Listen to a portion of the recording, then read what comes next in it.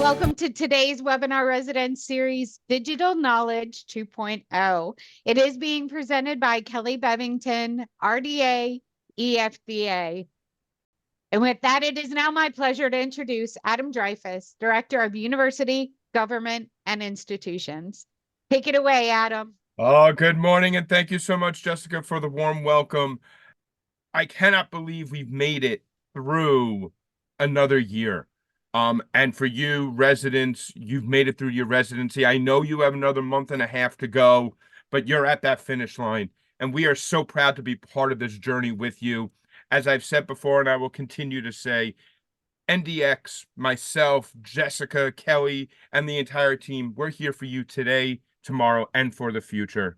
I will be back at the end of this presentation, but without further ado, I would like to turn it over to our esteemed speaker, such a knowledgeable person, from laboratory to digital to you name it. Kelly, with a lot of letters at the end of her name, please take it away. Thanks so much, Adam. Really appreciate it. And thanks to all the residents who have joined us continuously. And a big round of applause to you as you begin your next step in your dental journey, and we look forward to supporting you in that.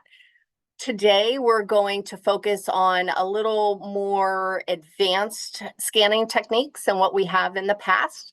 And just to sort of reiterate, my name is Kelly Bevington. I'm the Director of Intraoral Technology here at NDX, and I have been involved in dentistry for the last 30 years. Beginning as an RDA EFTA, originally trained before joining the lab. I worked clinically for about 12 years before joining the lab.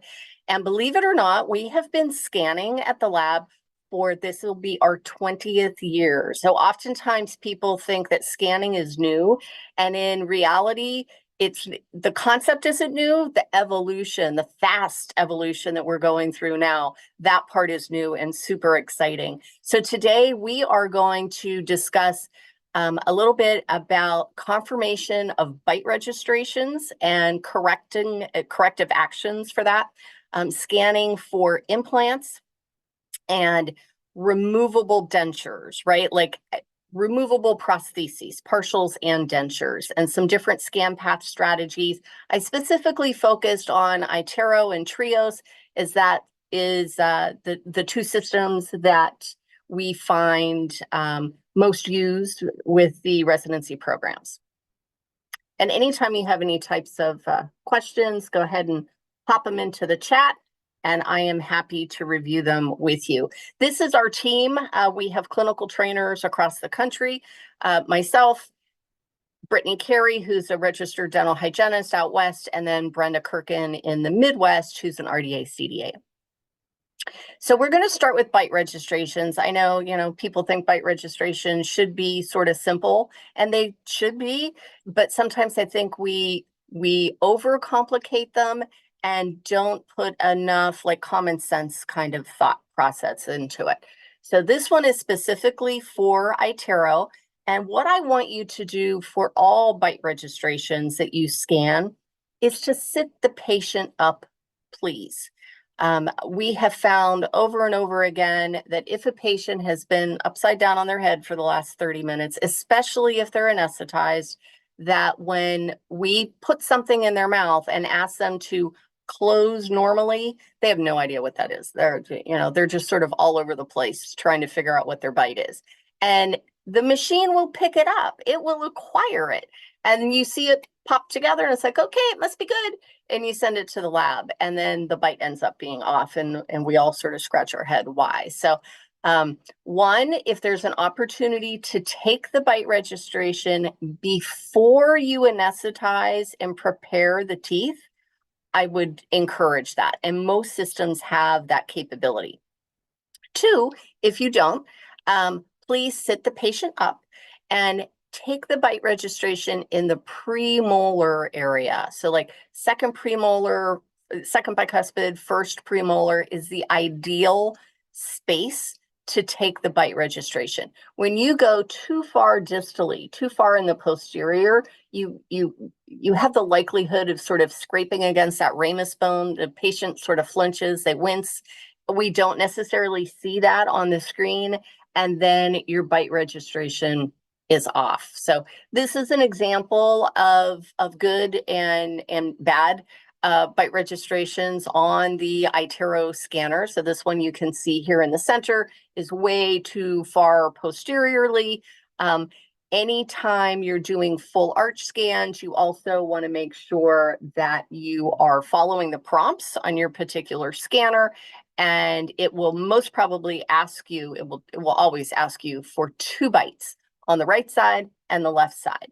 And here's something to keep in mind. If you started your operative scan on the patient's right side, you should then start your opposing scan on the right side. And then guess what?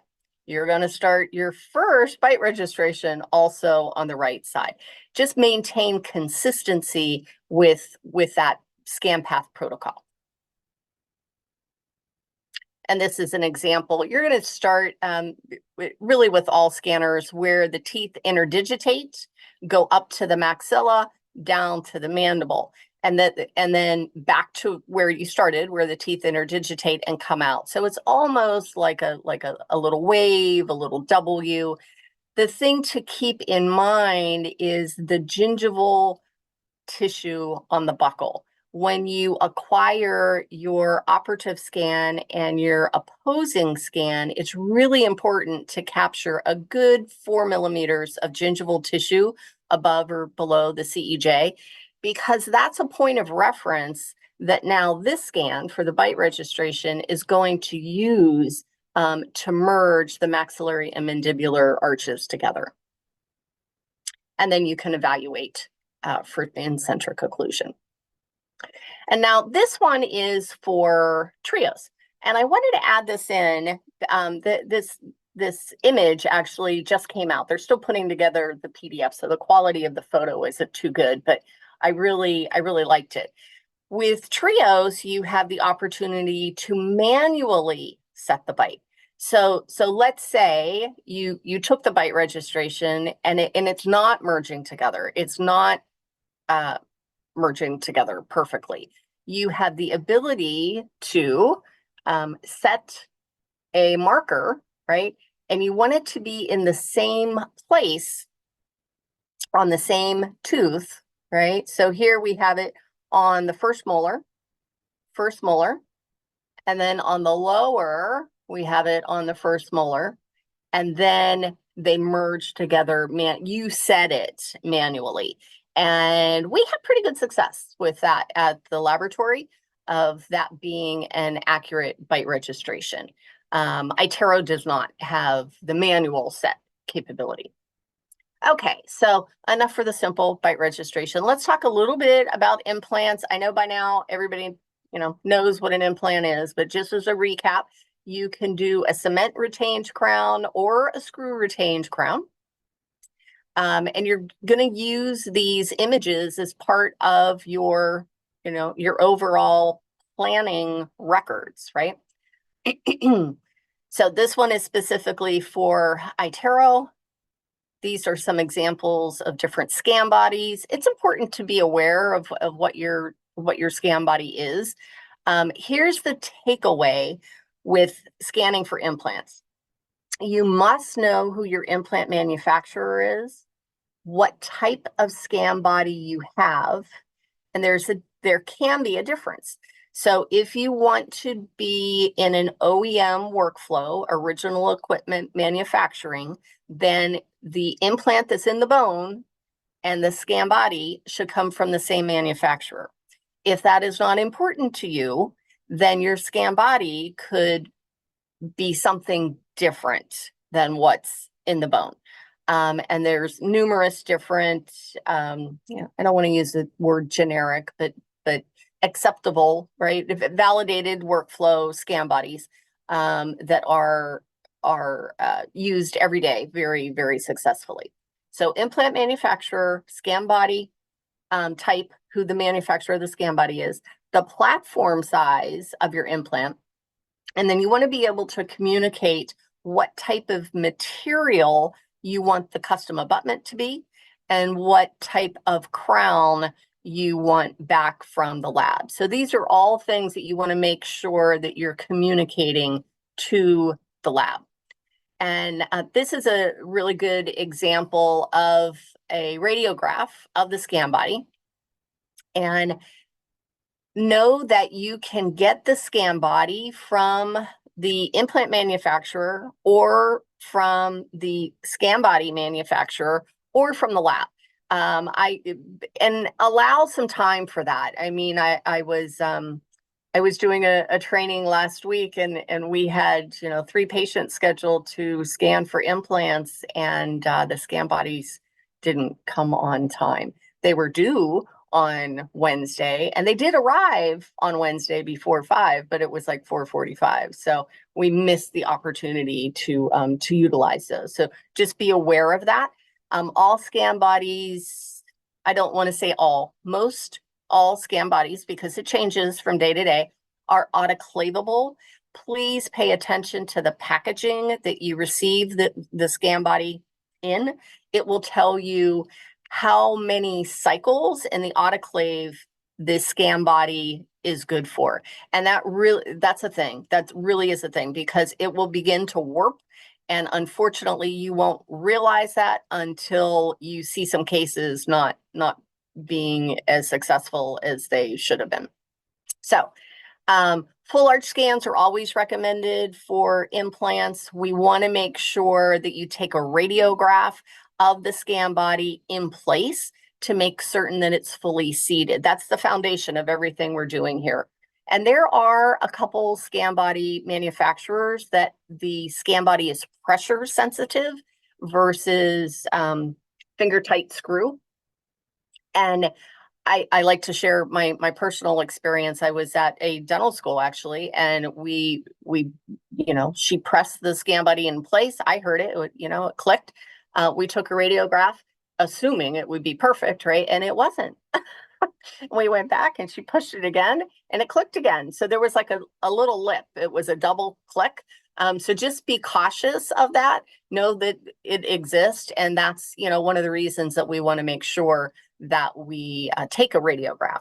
When you're scanning your scan bodies, please try to position the identifier buccally. And the identifier might be an angulation, it might be a divot, it might be like a little pimple on it. They're all slightly different, but try to do your best to position it buccally. It'll just make it easier for you to access and get that key information to the lab. If you're doing more than one unit beside each other, I want you to alternate it. So like one will be buccal, the next will be lingual, the next will be buccal. What happens is when it's the exact same part, the scanner doesn't, it's always looking for something it recognizes.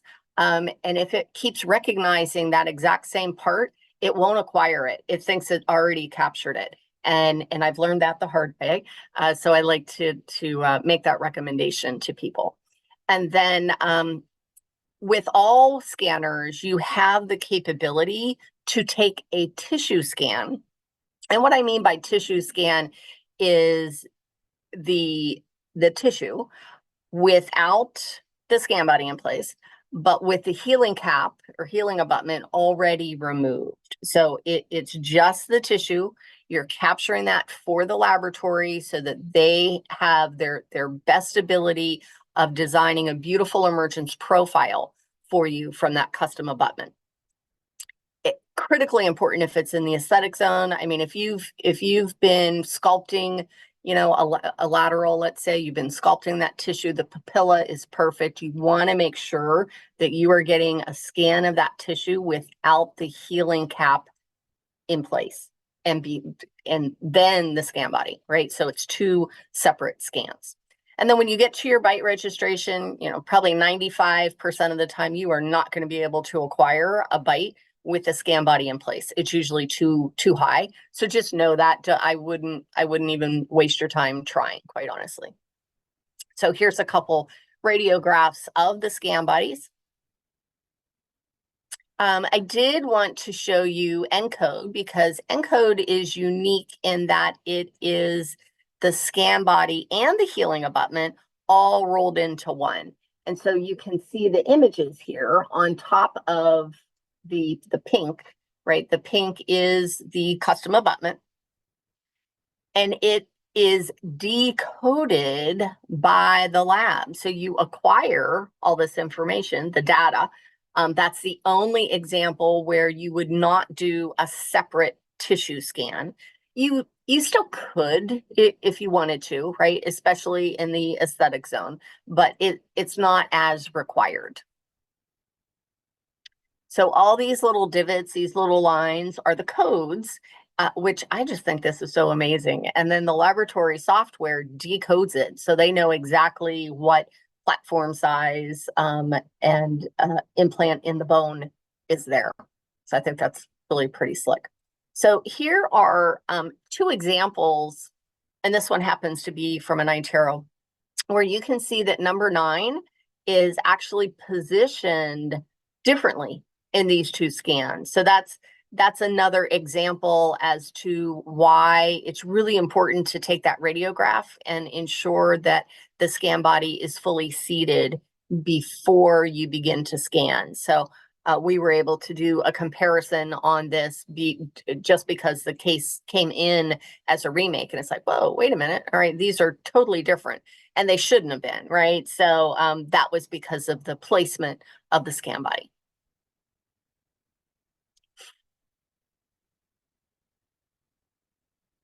And this is an example as to why you want to remove that scan body before you take your bite registration. So this is a real case that came in, and you can see that the bite is completely open, but it was scanned and submitted as accurate. And on that note, and I'm speaking to residents, so I want to reiterate this as you are early in your career, is oftentimes we work in practices that the dentist and the assistant have been working together for years. They sort of read each other's mind, and the assistant does the majority of the scanning. And that can, I'm an assistant, I mean, that can be fine. But at the end of the day, I highly encourage you to make it a prerequisite that you physically have to look at those scans before you hit the send button, because I would imagine most dentists, had they seen this, would not have sent it, right? And so sometimes we take it for granted that our our colleagues that we're working with are of the exact same mindset as ourselves, and that isn't always the case. So just a little word of encouragement. So this is the RX on the iTero scanner to identify data that is required before you send it to the lab. So you always want to make sure that you've selected the tooth number. You want, the excuse me, what type the patient. You want to select a pre-treatment scan on iTero. Excuse me. The pre-treatment scan allows you to take that gingival tissue, which is our emergence profile scan. Now it's going to ask you what type of implant you have and what type of scan body you have. Next is going to be the option of scanning as to whether you want a custom abutment, what type of custom abutment and crown you want fabricated. So we've got it's a drop-down menu, right? It's going to be the type of scan body, the type of implant manufacturer, and then your platform size. Which I think it's great that it's in the drop-down menu. It makes it easier sometimes when you see a menu that you can select from. And it is really important to tell the lab what type of custom abutment you would want.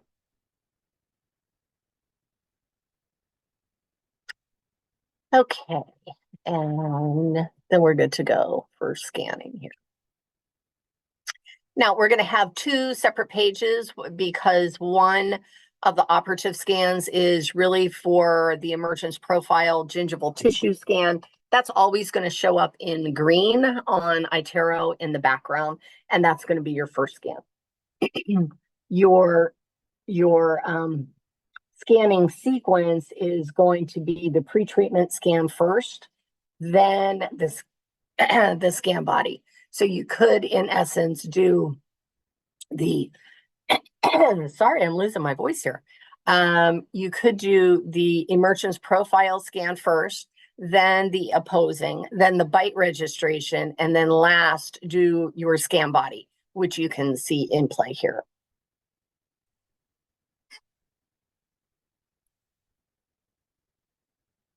And then you're going to make sure it is identified. This is like our digital die. It's really important if you're using iTero to evaluate at the end, right? Evaluate your die with the die separation tool, exactly confirming that it is completely captured as that particular tooth number, because you can change it now.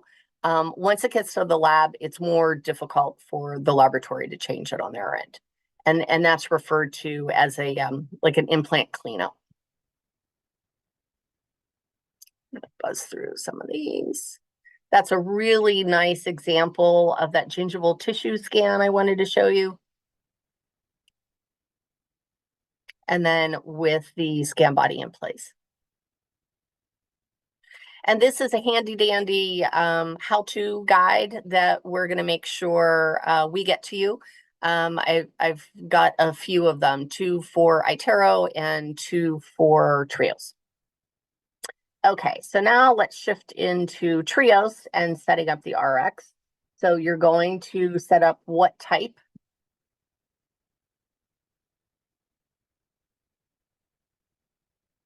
Then the antagonist, and then the occlusion.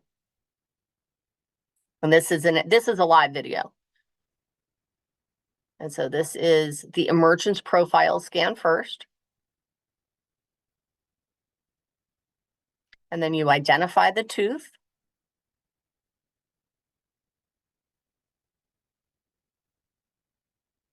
And you're going to lock that data. Locking the data protects it and secures it so that when you scan over it, that tissue is not compromised.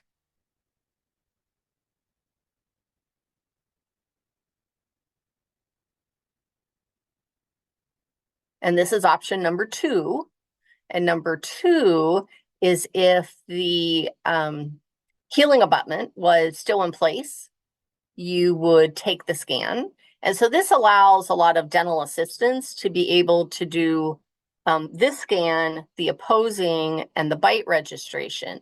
And instead, we're going to erase that data. And then the dentist can remove the healing abutment and scan the tissue, and then go and directly scan the scan body. So here's the scan body.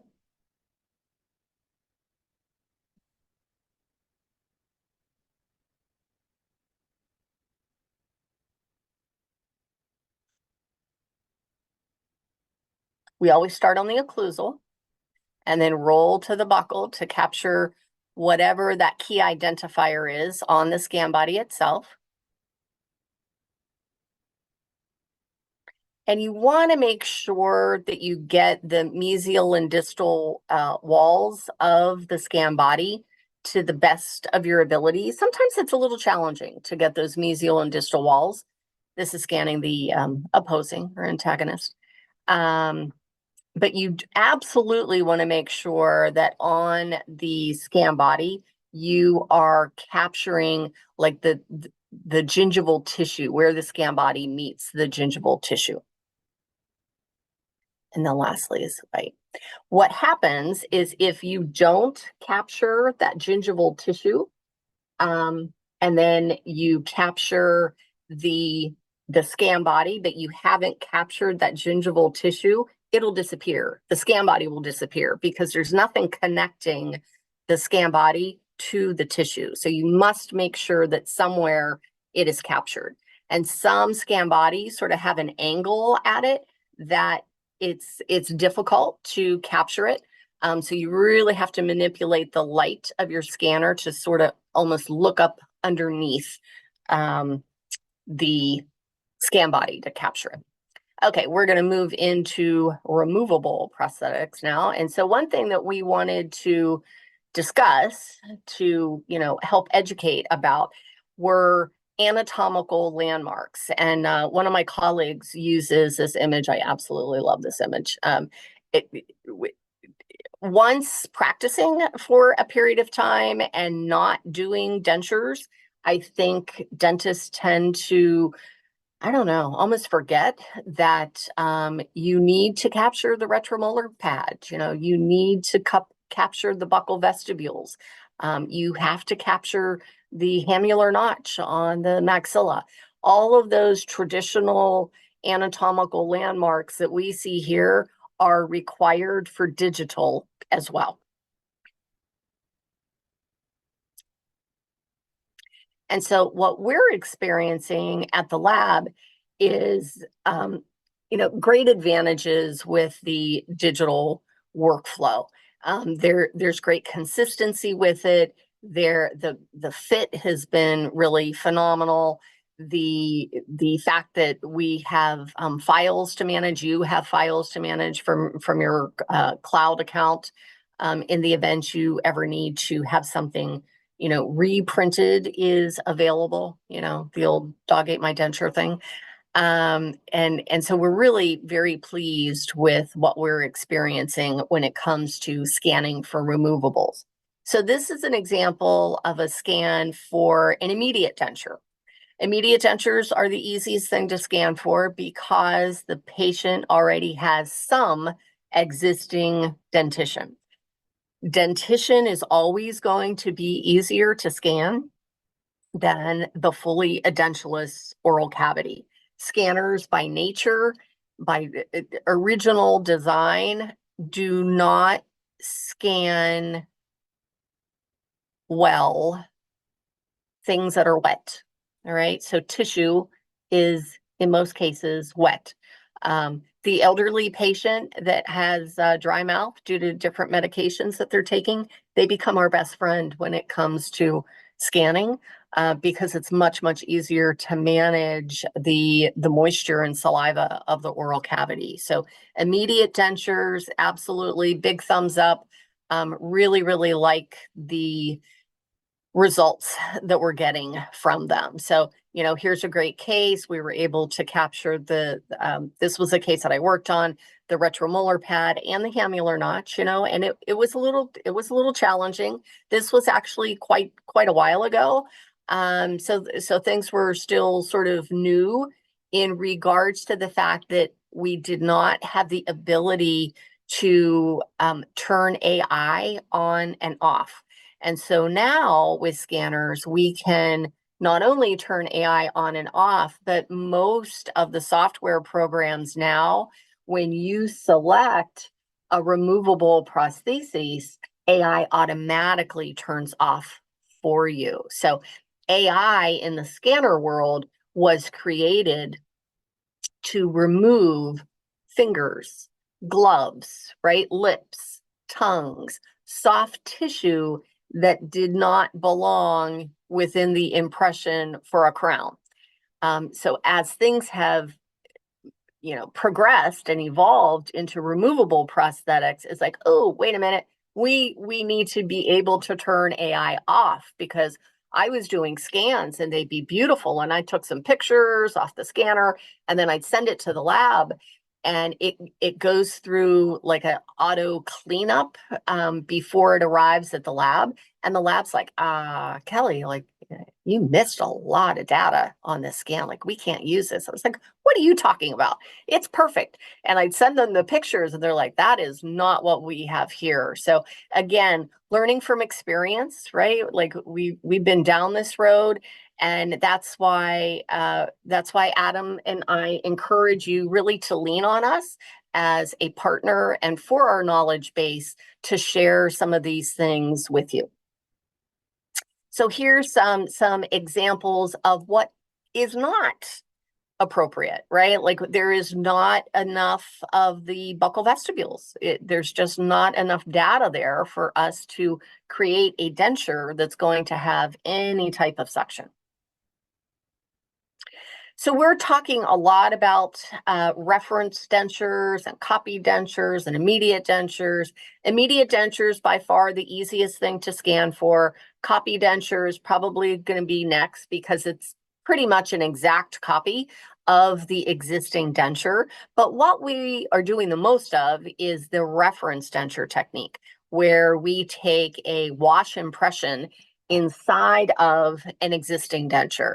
And so this is a newer RX. I say new, but really I think it came out in September of last year, but it's awesome. I just absolutely love it. So now you have a choice to select under your procedure denture, right? And you have a choice under type, whether it is, a partial, an immediate, tissue-based denture, and under stage, you can state whether you want it to be a bite rim or a try-in, or maybe you're going to go to finish.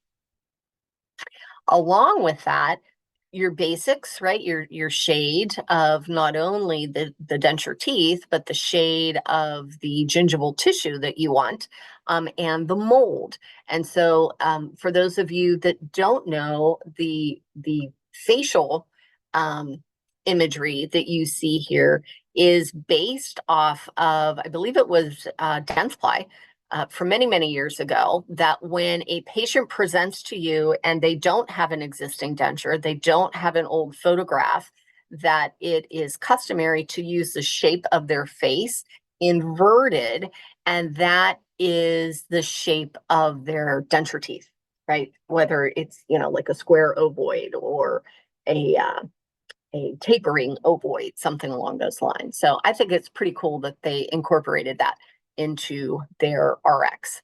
So a reference denture is something that is still acceptable, that there's no holes, and we're going to use it as a template. We're going to use it as the best custom tray that you would ever have. So here's an example of the maxillary assessment. Yeah, the occlusion can be worn because we're going to put new denture teeth in, right? I mean, it's going to be a completely new denture, and that the base is still intact. You will need to clean out any old soft relines or paste or anything that they use, and you will apply, and this is really important, you will apply a tray adhesive to the intaglio of the denture. And I'd probably go around the borders a little bit because the impression material does tend to express out. So next, you're going to take, this is our border molding, right? Like from, maybe you used a green stick or something in dental school when you were originally learning how to take analog physical impressions. But you're going to use a heavier body along the border, put it in the patient's mouth, let that set. Then you're going to remove it and trim any of the excess. And then you're going to take a light body wash inside of that. And then this is the mandibular one. Now, some things that can be helpful, especially if you're trying to do this by yourself, is something to sort of open up the view. The obturate is something I probably would use depending on the patient, because you can move the obturate pretty easily and still acquire the buccal vestibular muscles. The ScanMate at the top center there is a hand instrument that is autoclavable. It's anti-reflective, the head bends. So if you're doing four-handed dentistry, which I highly recommend for removable scanning. The assistant can be retracting the lips, cheeks, or tongue while you're acquiring data. Now, I like to show this, but I like to explain it as well. So most all of the scanners scan off of topography. For sure, iTero scans off of topography, meaning the lumps and bumps of the oral cavity or the intaglio of the denture, right? Or the inside of the denture. So what happens is when you begin to scan the intraoral cavity and you begin to acquire the data, you're looking at the screen and it's like everything is pink. And unless the patient has a well-developed rugae that you can sort of use as an immediate landmark, it can be difficult to identify where you're going. So I like to use the Dr. Thompson sticks here to create a couple polka dots, maybe some X's, or like a line of a Christmas tree on the palette. It's the palette that can be cumbersome. It does not have the scanner pick it up any better. It's only for my eyes, my brain to digest exactly where I am. So I'm following a path of some sort. And this is another example of what's going to be an immediate there. Okay, so this is scanning the denture itself. There's a particular scan path process that I'm not going to get into a lot of the details here. I just want to show you that they exist. If you're accustomed to iTero, it's similar to scanning natural dentition, occlusal lingual buccal, but when you're on the buccal, you want to make sure that you come up and get some of the borders, some of the flanges. And then when you roll over to the intaglio, stop, turn the wand off, which we never tell you to turn it off, but in this case, we're going to tell you to turn it off. It's going to begin to process the model, right? As it's building the model, or they say model, but it's an image, right? It's going to build the image of your existing denture, and then you can turn it back on and finish the intaglio scan. You want to make sure that you're capturing a bilateral bite, right? On the right side and on the left side. Again, I would encourage you to sit the patient up. And then that's an example of what it looks like as a screenshot on the scanner itself. And that was with the wash impression in place. This is another scan of a denture. This one happens to be prime scan.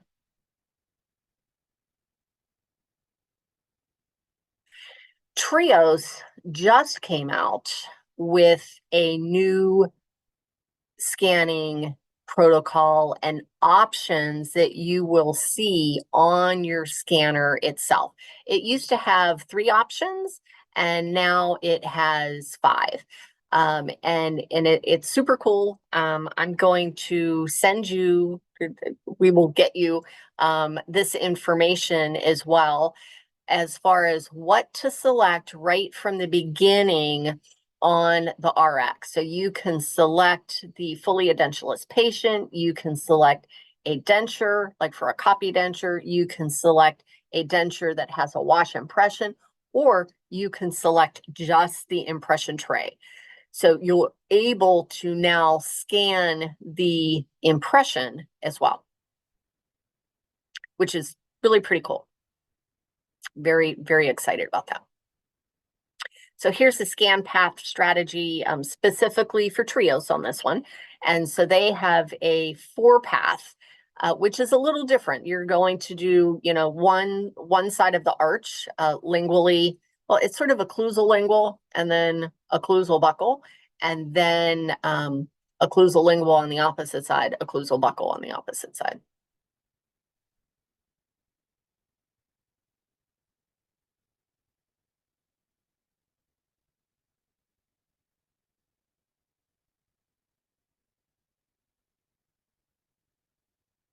Oh, there we go.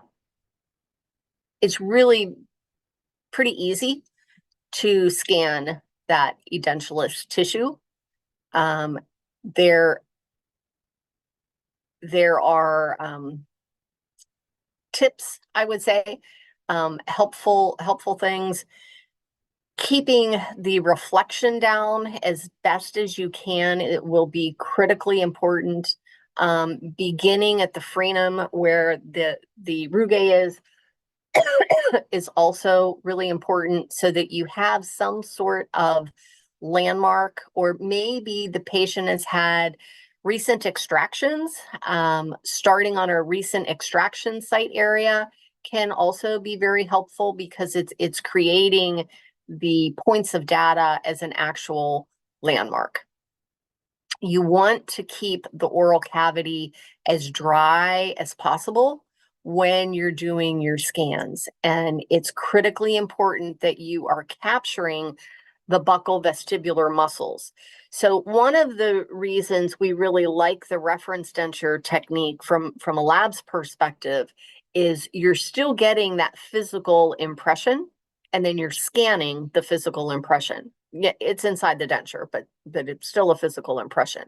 Whereas if you scan just the intraoral cavity alone, when you are retracting the lips and cheeks, it's changing those vestibular muscles. When the patient's wearing the denture, those muscles are at rest, okay? When you're retracting them and acquiring the data, they're not at rest anymore. So in some cases, every patient's different. The fit is not ideal because the muscle is completely different at rest than it is during the retraction. So let's talk about some of the tips, right? You want to remove as much saliva as possible. So my go-to is 2x2 gauzes, or 2x2 sponge. That's what I really like to use, and I just sort of keep some in between my thumb and my pointer finger of my non-dominant hand, and as I'm scanning, I will dry a little bit right before I start to scan. It is a technique that I encourage you to employ four-handed dentistry. It's very, very helpful to have another individual helping to maintain the dryness and the retraction of the lips and the tongue, but very gingerly, right?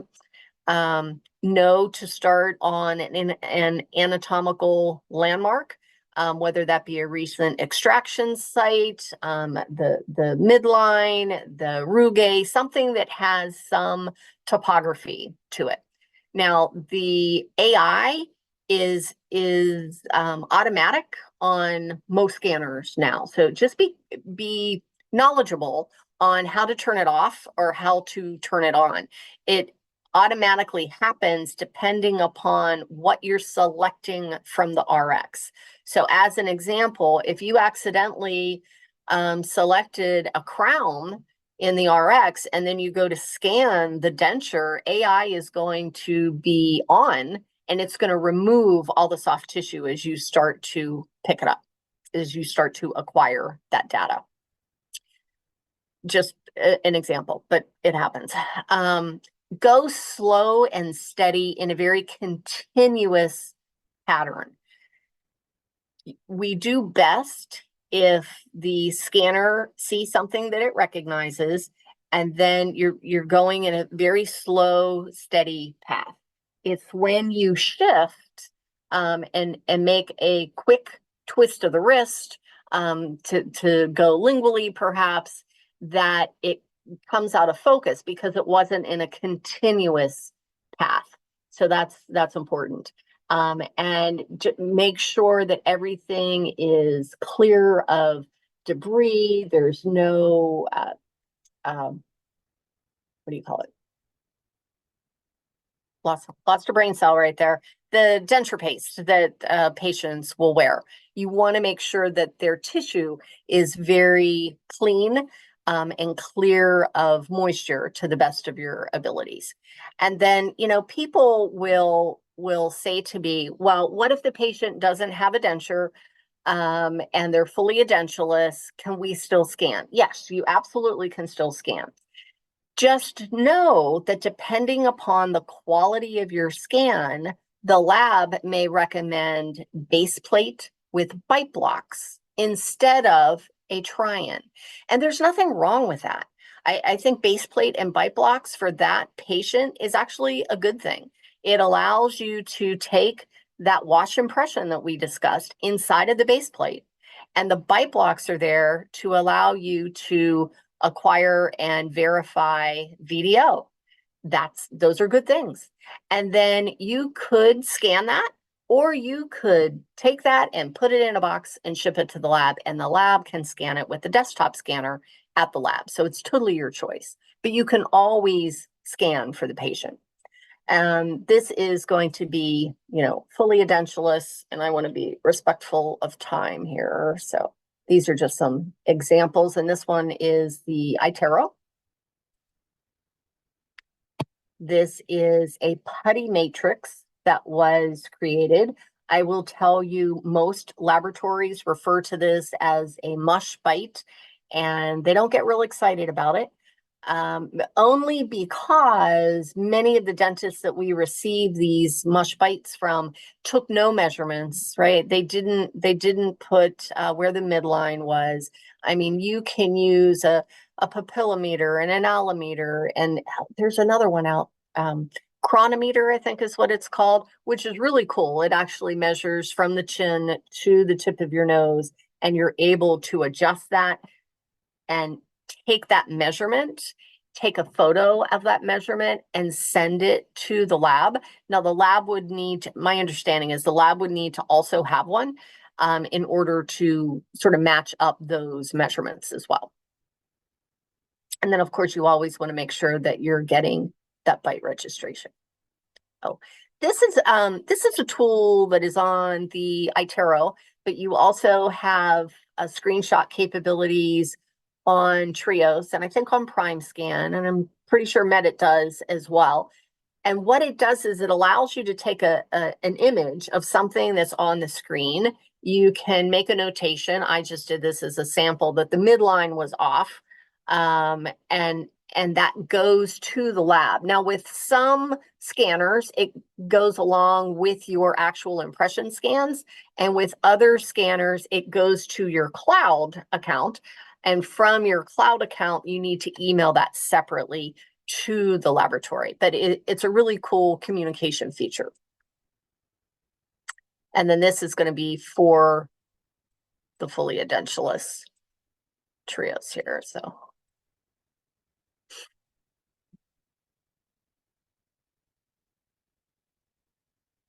I just wanted to show you a quick image of what the digital denture setup looks like in 3Shape Design. That's one of the softwares that we use. And this is an image of the functional try-in. So it's all like a B3 material. Ours happen to be printed. And by functional, I mean you can send the patient home with it. And they can get like buy-in from their loved one, all that kind of good stuff on the setup of their teeth, shape of the teeth, and so forth. And although it's all tooth shaded material, the gingival tissue is not pink in our printed functional try-ins. Most patients, not all, but most patients don't show their gingival tissue that are denture wearers traditionally, but it gives them an opportunity to sort of get a feel for it. And you can also take a new impression inside of that if it doesn't have the fit that you were looking for as an optimal fit. Another couple images of the functional try-in. You can make marks, you can, grind in the occlusion. And then this is how you can reach myself and my team. And I encourage you to utilize our services. We are truly here to support you. We want to see you be successful on your next steps in your journey. And we're happy to remotely assist you in a web video, not a video, but in a web experience like this. We can remotely access your scanner and review a past scan or a present scan that maybe you just finished. And we have the ability to physically come to your operatory and assist you with your patients as well. So thank you so much for your time this morning.